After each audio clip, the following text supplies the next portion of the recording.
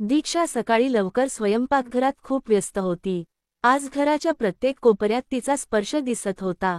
दारावर ठेवलेला फुलांचा गुच्छ असो किंवा ज्या लिव्हिंग रूमवर तिने गरम समोसे आणि जलेबी आणली होती तिथे सजवलेले छोटेसे सेंटर टेबल असो। स्वयंपाकघरातून तूप, मसाले आणि हळदीचा सुगंध घरभर पसरला होता। लिव्हिंग रूमच्या शेजारी असलेल्या खोलीत दीक्षाने नवीन गादीवर पांढऱ्या गुलाबी फुलांनी सजवलेली नवीन बेडशीट पसरवली होती। तिच्या घड्यांमध्ये अजूनही स्त्रीलिंगी रेषा दिसत होत्या आणि त्यावर व्यवस्थित मांडलेल्या उषा पाहुण्यांचे स्वागत करण्यासाठी जणू उत्सुक होत्या।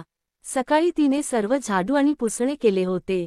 स्वयंपाकघरात दीक्षाच्या कपाळावर घाम होता पण तिच्या डोळ्यात समाधान होते। आज तिची नणंद भव्या घरी येणार होती। भव्याचे एका अतिशय श्रीमंत कुटुंबात लग्न झाले होते। भव्याच्या आत्याने हा प्रस्ताव आणला होता। भव्याची आई जानकीजी आपल्या मुलीचे लग्न इतक्या मोठ्या घरात करण्यास घाबरत होती, पण तिच्या नणंदेने तिला आश्वासन दिले होते की कुटुंब खूप चांगले आहे आणि मुलाच्या कुटुंबाची कोणतीही मागणी नाही। त्यांना फक्त भव्याला त्यांची सून बनवायचे आहे, कारण त्यांनी भव्याला एका लग्न समारंभात पाहिले होते आणि तिचे सौंदर्य पाहून त्यांना तिला त्यांची सून बनवायचे होते। मग जानकीजींनीही या नात्याला होकार दिला। थोड्या वेळाने दारावरची बेल वाजली, मग दीक्षा लगेच हात पुसून हसत दार उघडण्यासाठी गेली। भव्या समोर उभी होती। तिच्या खांद्यावर एक महागडी ब्रँडी पास लटकत होती। तिच्या डोळ्यात मोठा आकाराचा चष्मा आणि ओठांवर हलक्या गुलाबी रंगाची लिपस्टिक होती। तसेच ब्रँडेड परफ्यूमचा वास संपूर्ण घरात पसरू लागला। तिच्या ओठांवर हलकेसे हास्य होते, जे अधिक अनैसर्गिक वाटत होते। त्यात आपलेपणाची भावना नव्हती। दीक्षा पुढे गेली आणि तिला मिठी मारली आणि म्हणाली, दीदी तू आली आहेस, इतक्या दिवसांनी तुला पाहून मला खूप आनंद झाला। तिचा घामाने भिजलेला ब्लाऊज पाहून भव्या तोंड बनवू लागली आणि हळूच म्हणाली, अरे ठीक आहे वहिनी, तू मला एवढं का मिठी मारत आहेस? दीक्षाला धक्का बसला पण तरीही ती काहीच बोलली नाही। ती हळूच मागे सरकली आणि म्हणाली, चल दीदी। घरात पाऊल ठेवताच भव्याची नजर थेट टेबलावर गेली जिथे समोसे आणि जिलेबी ठेवल्या होत्या।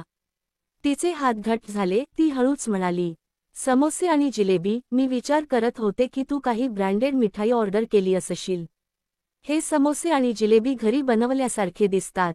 दीक्षा म्हणाली, हो दीदी, मला वाटलं होतं की जर मी स्वतःच्या हातांनी गरम समोसे आणि जिलेबी बनवले तर त्यात चव आणि प्रेम दोन्ही असेल। बाहेरच्या जेवणात तुम्हाला ते प्रेम कुठून मिळेल? भव्या थोडी अस्वस्थ झाली। ती थेट तिच्या खोलीत गेली। तिची नजर नवीन घातलेल्या बेडशीटवर पडताच तिने बेडशीटला बोटांनी स्पर्श केला। मग ती हसत म्हणाली, वहिनी, ही बेडशीट ओळखीची दिसते, तू स्वस्त बाजारातून खरेदी केलीस का? आमच्या घरी मम्मीजी म्हणतात की अशा कपड्यांमुळे ॲलर्जी होते। दीक्षा स्तब्ध झाली। तिचा चेहरा सपाट झाला आणि तिने पापण्या खाली करत शांतपणे म्हटले, हे मला ठीक वाटते दीदी, मला याची कोणतीही ॲलर्जी नाही। तेवढ्यात बाहेरून ऑटोचा आवाज आला। दीक्षाने दाराकडे पाहिले आणि समोरून जानकीजी येताना दिसल्या।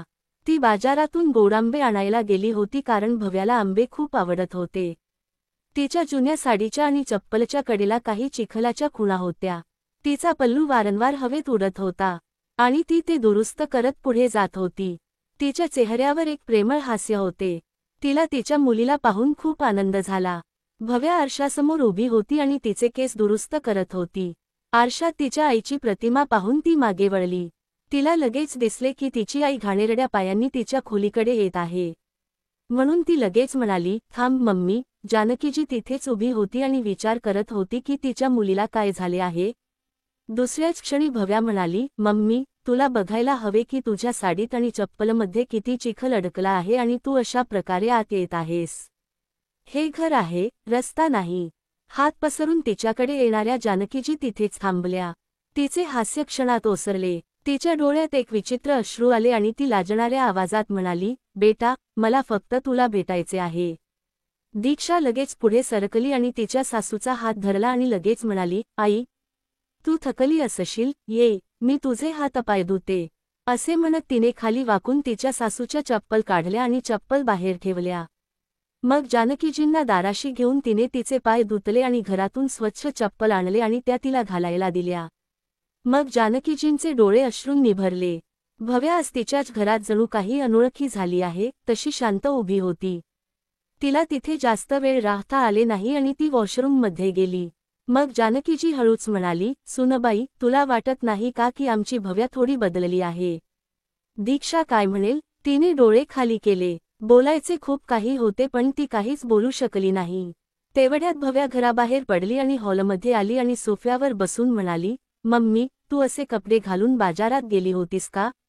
जर तू थोडे झाकलेले कपडे घातले असतेस तर मी आत्ताच तुझ्यासोबत एक छान सेल्फी काढला असता. जानकीजी गुदमरलेल्या आवाजात म्हणाली, बेटा, मी नेहमीच असे कपडे घालते. लहानपणी तू माझी जुनी साडी घालण्याचा आग्रह कशी करायची हे विसरलीस का? भव्या हसली आणि हळूच म्हणाली, अरे मम्मी, आता ते सर्व भूतकाळातील गोष्ट आहे. आता तुला वाटेल की मी इतक्या मोठ्या कुटुंबात राहते. सर्व काही ब्रँडेड आहे. दीक्षा गप्प होती, पण तिचे डोळे ओले झाले. तिला आठवू लागले की लग्नापूर्वी भव्या किती साधी राहत होती आणि किती जवळची होती. पण आता ती जवळीक कुठेतरी श्रीमंतीच्या तेजात हरवून गेली आहे. जानकीजी एक दीर्घ श्वास घेत म्हणाल्या, बेटा, ब्रँडेड कपडे, मेकअप, या सर्व बाह्य गोष्टी आहेत पण जर हृदय लहान झाले तर मोठे घरही रिकामे वाटते. भव्याला हे थोडे आठवले. आता एक अस्वस्थ शांतता होती.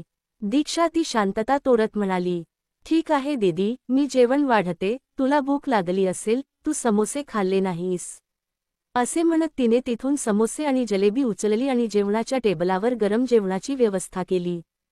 तिथे तूर डाळ, जिरे भात, मिक्स व्हेज सब्जी, बुंदी रायता आणि मिष्टान्नासाठी घरी बनवलेली खीर होती. दीक्षाने पितळी भांड्यांमध्ये प्लेट सुंदर सजवली. जानकीजी आणि भव्या जेवणाच्या टेबलावर येऊन बसले. भव्याने प्लेट पाहताच ती म्हणाली, हे खूप साधे जेवण आहे. वहिनी, आम्ही आता फक्त ब्रोकोली वगैरे खातो. फळांमध्ये मला ड्रॅगन फ्रूट सर्वात जास्त आवडते आणि तू अजूनही मोहरीच्या तेलात जेवण बनवतेस का? माझ्या घरी सर्व जेवण ऑलिव्ह ऑइलमध्ये शिजवले जाते.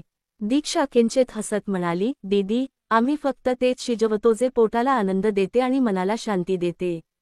आईलाही हे सर्व आवडते आणि आम्ही सुरुवातीपासून हे सर्व खात आहोत. भव्या खीरच्या वाटीकडे पाहत म्हणाली, आम्ही साखरेशिवाय पदार्थ शिजवतो. ही खीर खूप जड असेल. आता दीक्षा आणि जानकीजी एकमेकांच्या चेहऱ्याकडे पाहत राहिल्या.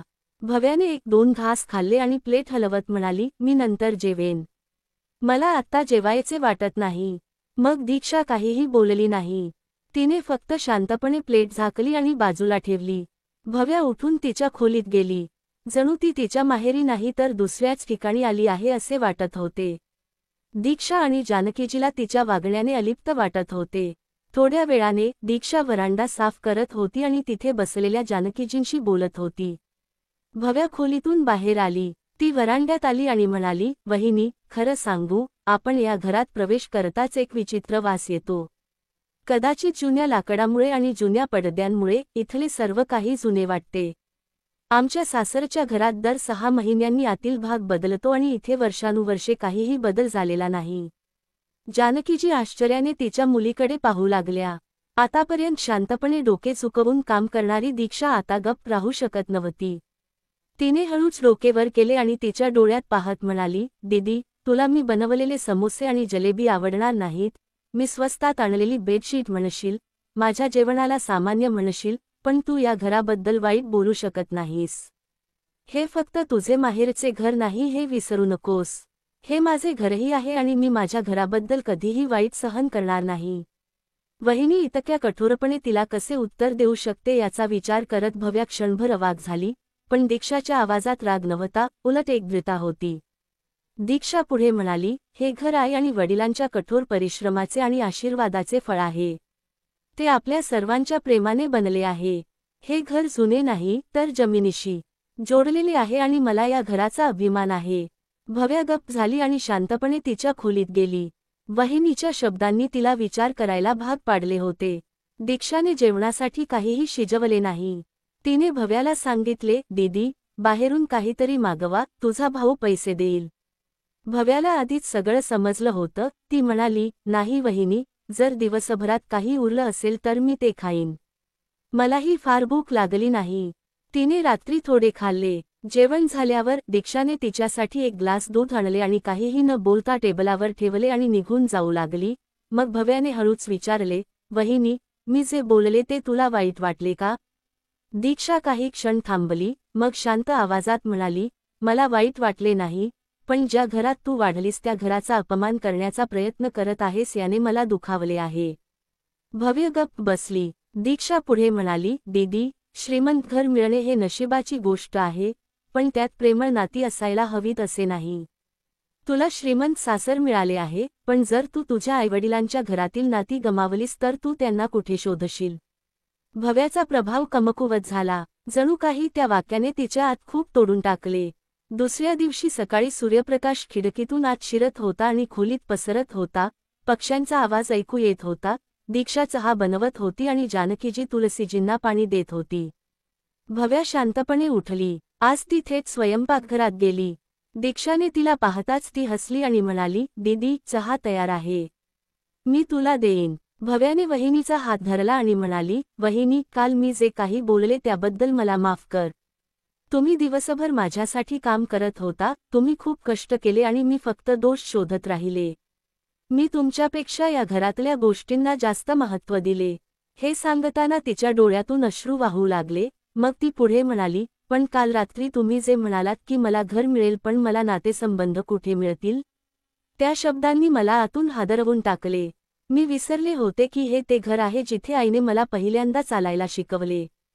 तू मला माझ्या सासरच्या घरी पाठवताना नातेसंबंध जपायला शिकवलेस. मग जानकीजीही तिच्याकडे आल्या आणि भाव्याला प्रेमाने मिठी मारली.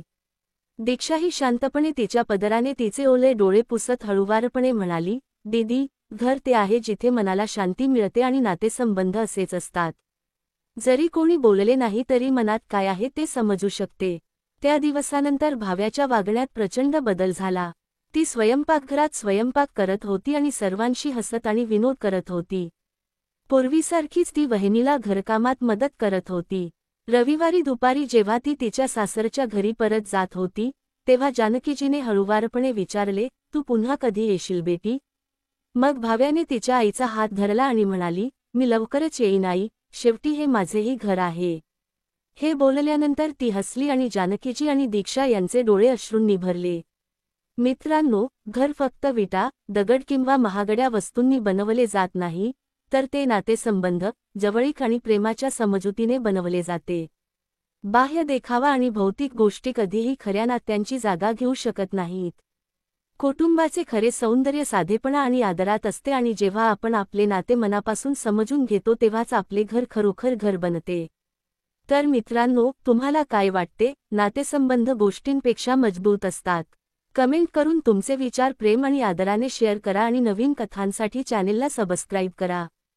धन्यवाद.